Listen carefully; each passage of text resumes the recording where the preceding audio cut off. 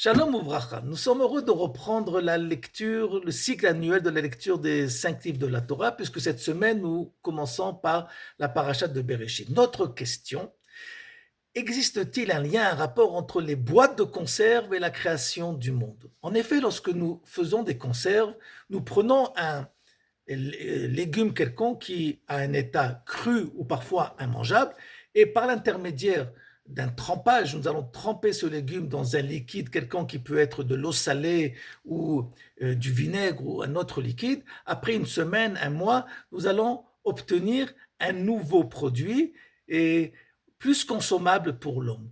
Les olives et les poivrons et ainsi de suite. De là, on comprend que l'action de mettre en conserve, c'est tout simplement la possibilité de faire passer un état brut à un état consommable. Cette action s'appelle en hébreu kivush, ce que veut dire mettre en conserve. Lorsque Dieu a créé le monde, et après avoir créé l'homme, la première mission qu'il va donner à l'homme, c'est de mettre le monde en conserve. Le texte dit Vechiv Shua. Dieu donne comme mission de, on traduit dans la Bible en français, de conquérir le monde.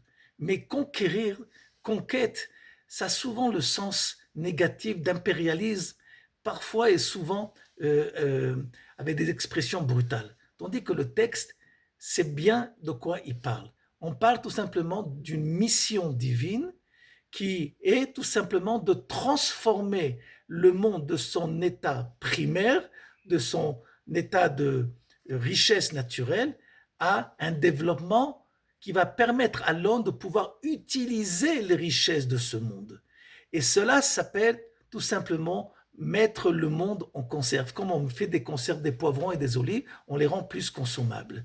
Et lorsque le Ham Israël rentre sur cette terre, il va recevoir aussi la même mission de quoi faire de, on dit en français, conquérir sa terre. Mais encore une fois, c'est exactement, il faut comprendre la définition biblique du terme, qui est tout simplement de rendre cette terre consommable, cette terre va être plus facile à être utilisée pour l'homme.